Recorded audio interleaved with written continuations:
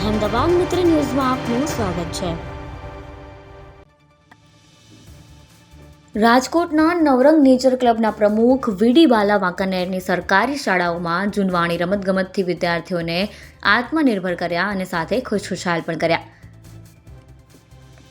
આજના આધુનિક યુગમાં ભૂતકાળ અને ભૂલ્યા વગર વર્તમાનની દોડ સાથે જૂની રમતોની દોડ યુવા પેઢી ના ભૂલે તે માટે અનોખી પહેલ ફોરેસ્ટ વિભાગના પૂર્વ કર્મચારીએ વિદ્યાર્થીઓ પ્રત્યે અનોખી સેવાની મહેક 2016થી લહેરાવી રહ્યા છે, જેમાં વાંકાનેર ખાતે ભાટિયા સોસાયટીની કન્યા શાળા અને કુમાર શાળા ખાતે જૂની રમતગમત વિદ્યાર્થીઓ સમક્ષ રજૂ કરવામાં આવી હતી। તેમાં વિદ્યાર્થીઓનું આત્મનિર્ભર વધે તેની સાથે ટેકનિક અને ચતુરાઈ સમજદારીપૂર્વક આજનો વિદ્યાર્થી આવતીકાલનું ભાવિ બને તેવા ઉદ્દેશ્ય સાથે કમાન્ડો બીજ નદી ક્રોસ દોર 2 ચડવાનું તે વિદ્યાર્થીઓના શારીરિકની તંદુરસ્તી સાથે આત્મનિર્ભર એવા સ્વરૂપે વાંકાનેરની 25 ડિસેમ્બરથી 10 જાન્યુઆરી સુધી 2026 દરમિયાન સરકારી શાળાઓમાં શાળા સ્કૂલે જાતે જઈ વિદ્યાર્થીઓને જૂની રમતગમત પ્રત્યેની સમજણ સાથે શિક્ષકોના અને વિદ્યાર્થીઓના ગુરુ ચેલા પ્રત્યેનો પ્રેમ થાળનો સ્વાદમાં વધુ શબ્દના જ્ઞાન સાથે રમતગમતનો સ્વાદ આપી રહ્યા છે।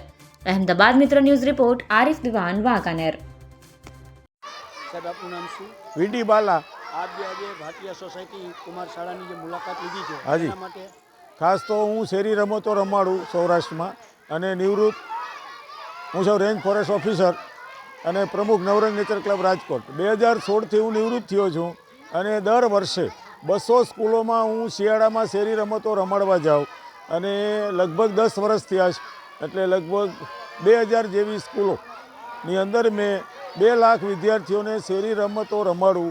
શેરી રમતની મજા એ છે કે થોડી જગ્યામાં રમાય, થોડી સંખ્યામાં રમાય, થોડા સાધનોથી રમાય અને એ રીતે બાળકોને ખૂબ મજા આવતી હોય છે। ખાસ તો હું પ્રાથમિક શાળામાં જ રમાડવા વધુ જાઉં છું।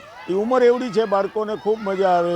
ઘણી બધી રમતો હોય, ટાયરની 4-5 રમતો હોય, દોરડાની રમતો હોય, કમાન્ડો બ્રિજ હોય, એટલે બાળકોને રોજ 3 કલાક રમાડું એક સ્કૂલમાં, એટલે રોજની 2 સ્કૂલ લઉં। સોમવારથી શનિવાર સુધી બારગામ હોઉં।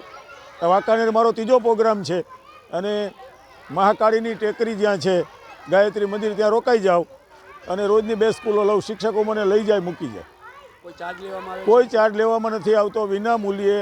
આમાં તો અત્યારે મારી ગરજ છે, મારો સમય નિવૃત્તિનો મારે પસાર કરવા માટે આ મારી જરૂરિયાત છે, મારો ખોરાક છે અને હું આને સપ્તાહ ગણું છું, યજ્ઞ ગણું છું, હવન ગણું છું કે બાળકો જો મજબૂત થાય તો આપણું દેશે મજબૂત થાય। બાળકો બહુ જ નબળા છે। ખાસ તો લંગડીની વાત કરું, લંગડી એક પગે આખું શરીર ઉપાડવાનું છે, અત્યારે બાળકો 10 પગલાં ભરી નથી શકતા।